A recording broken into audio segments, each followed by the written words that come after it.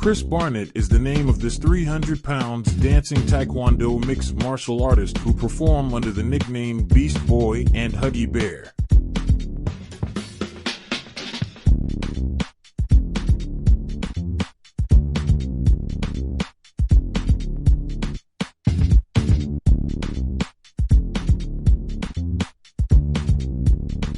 He always generates spectacular one-punch knockouts and mesmerizing spinning kicks which a normal guy his size should not be able to perform, but Chris would always do it.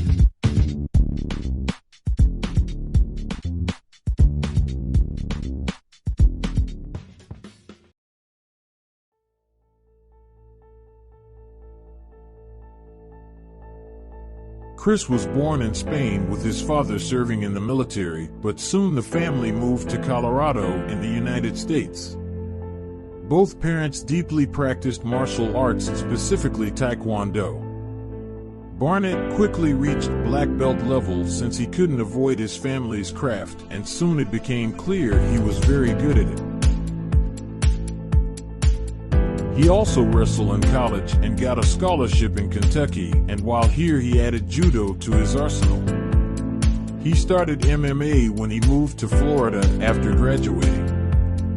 No one training with him at that time took him seriously due to his playful character and huge plum looks.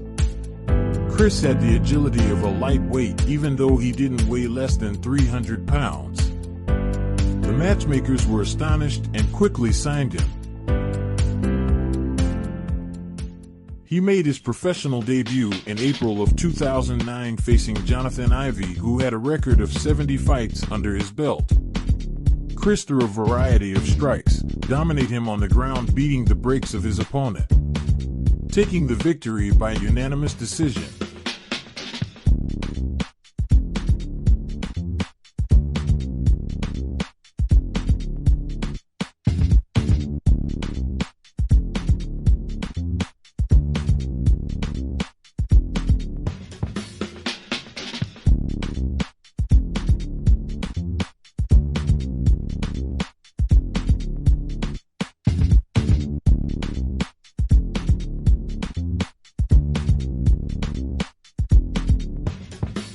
Four months later, he faced Danny Perez. Barnett's opponent thought he could bring him back down. They went back and forth on the first round. But on the second, Beastboy found his range and got the finish, celebrating with a front flip.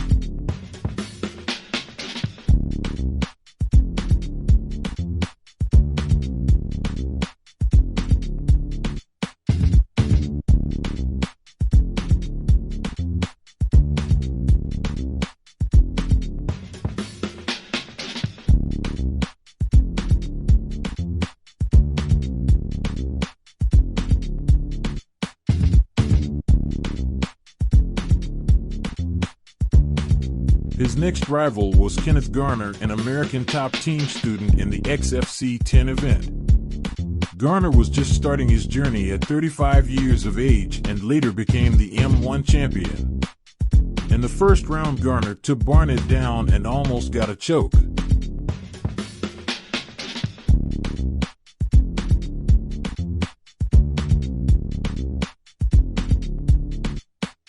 But Beastboy survived and was able to end up on top ground and pounding Garner till the bell sounded. Not much action was there in the second round, but a takedown and sloppy spinning kick by Barnett.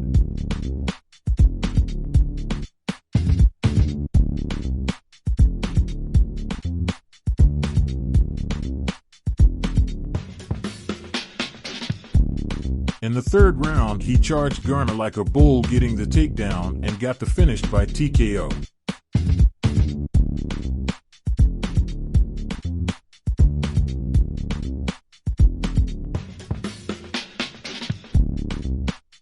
He celebrated with his trademark dancing style.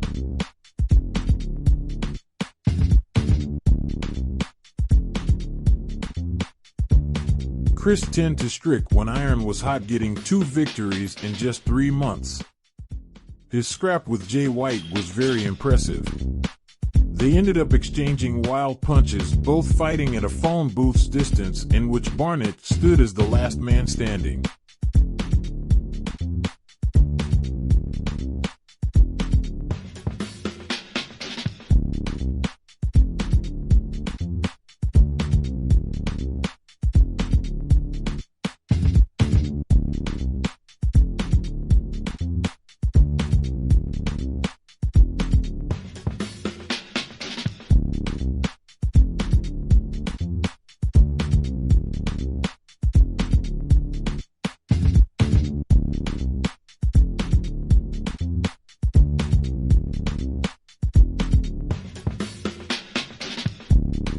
In 2010, he was 5-0, in which he was invited to fight in Singapore. He was put up against Eric Prindle, who was a retired soldier.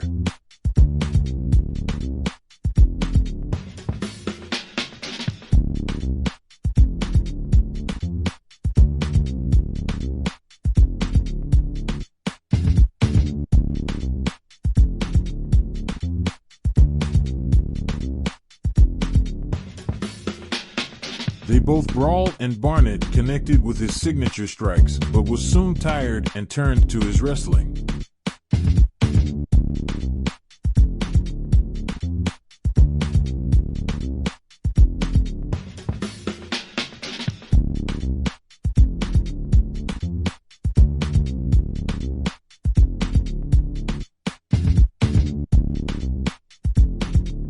It went the distance, and they had a dance battles to the fight to show their sportsmanship, but Barnett lost in a split decision, which ended up to be his first loss.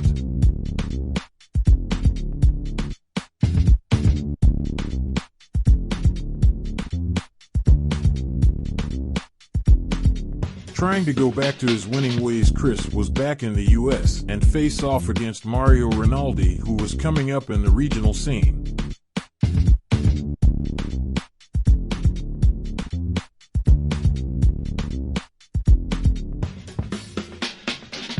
Barnett got taken down and didn't look like he was going to make it, but he did and reversed the position. In the second round, Rinaldi couldn't keep up with Barnett's pace, and the Beast Boy ended up TKOing him.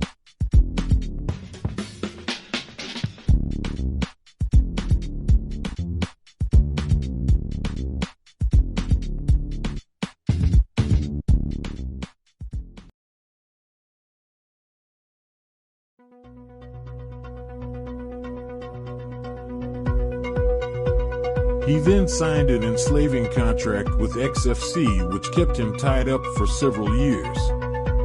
As a result, Huggybear got out of shape since he was out of the competition. He would return in 34 months, but competed at super heavyweight.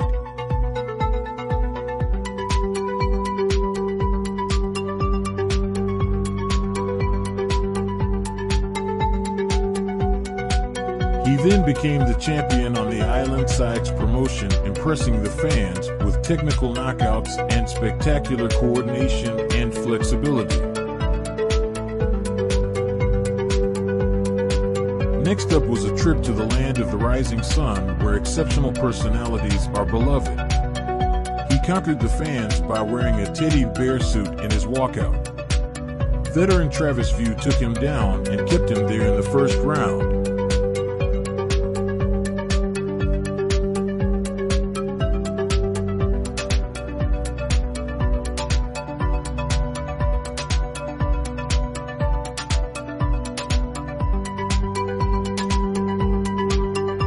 Chris caught View coming in the second round and finished him.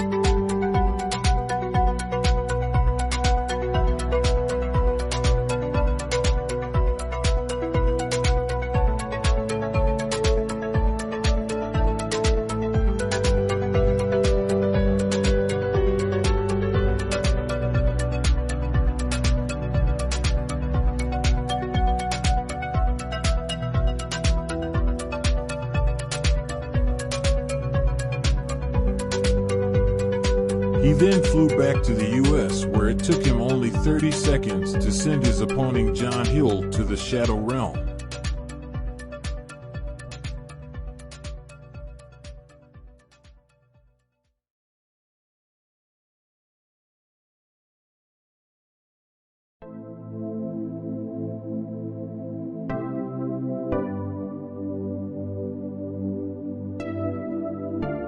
He promised to return to Japan and fulfilled it when he destroyed Shunichi Suzukawa in a matter of minutes.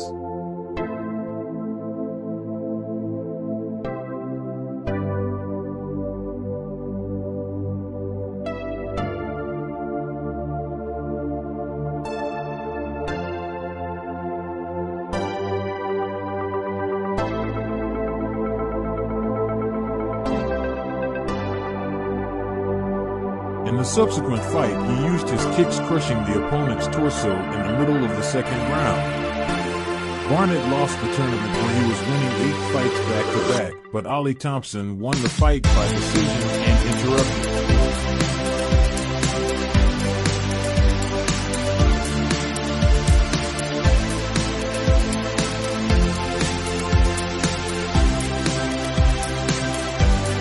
Barnett took out his frustration on the familiar Suzuki, and the fight ended up just like the first one.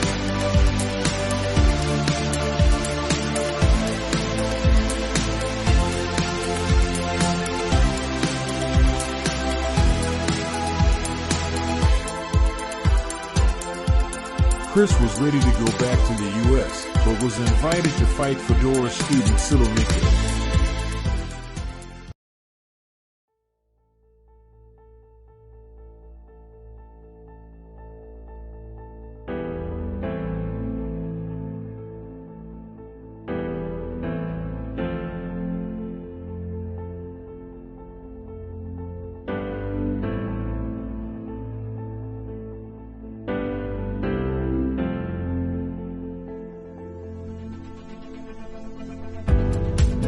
The fight was back and forth, but the judges gave it to the Russian, spoiling Barnett's trip to Japan.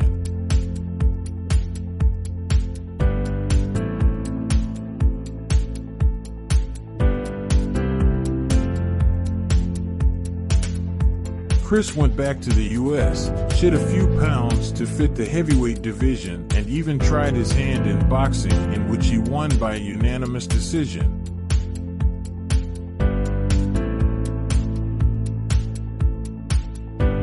The next MMA fight was in the Island Fights, in which Chris got caught with strikes by Frank Tate, but the judges gave Barnett the decision in an overall lackluster fight.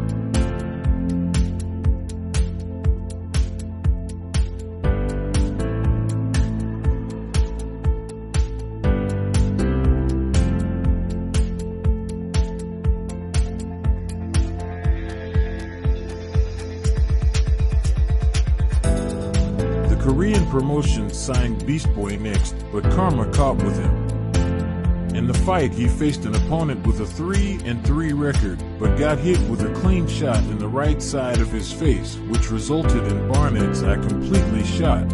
It was just a matter of time, and the doctors stoked the fight.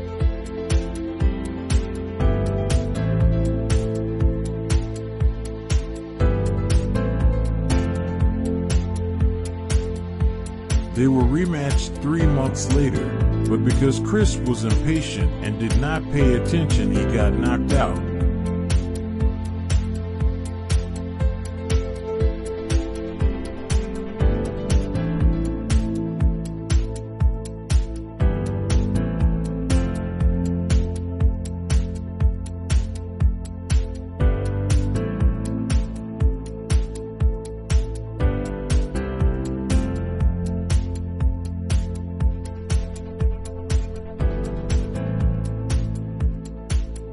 He then made a comeback after going back to US, losing, and coming back to Road FC to perform. He faced Shem Gunno.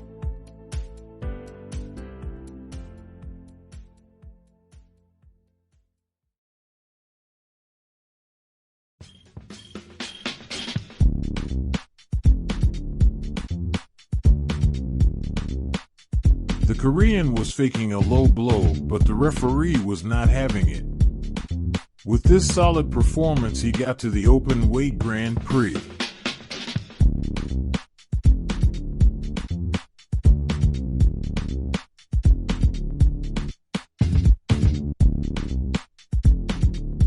He would face Alexandre Lungu in the quarterfinals. Barnett put himself in danger with an ill-timed kick, but was able to receive the position and unleash a barrage of punches on the top, which lead to him getting the win.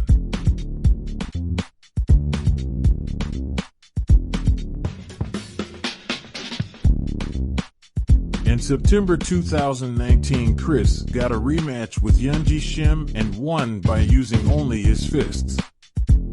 2020 promised to be a breakthrough year for Beastboy. He really wanted to get into the UFC, but COVID stood in the way.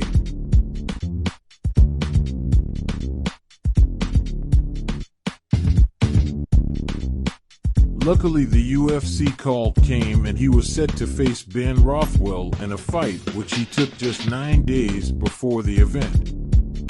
Barnett looked good in the big stage as long as he still had a gas tank.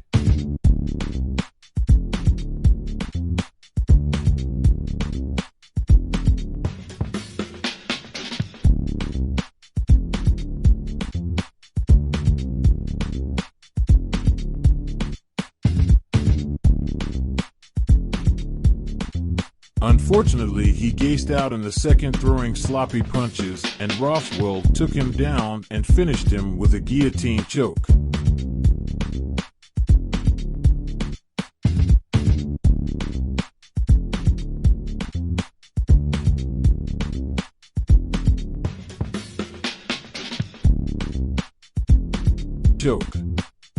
A year later, it was known that Barnett tested positive for marijuana and got suspended for 5 months. A year later, it was known that Barnett tested positive for marijuana and got suspended for 5 months. He waited until November 2021 to get back to business and fought against John Valente. Chris kept calm the whole first round, but in the second he caught John with a spinning back kick and finished him.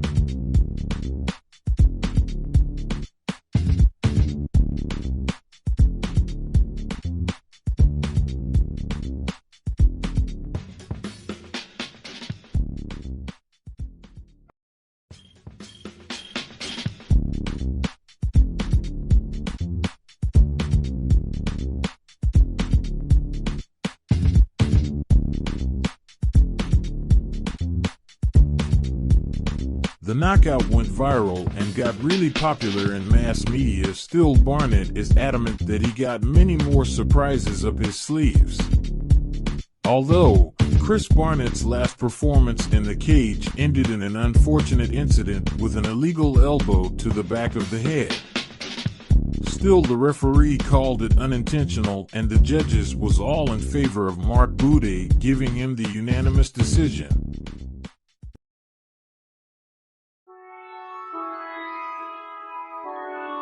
But as we all know now, no matter the result, with Beast Boy still fighting, the ultimate winners are the fans. Since he always put on exciting performance with big flurries and spectacular kicks and finishes. Please like and subscribe to Best Generity for the best videos. Making waves on the internet.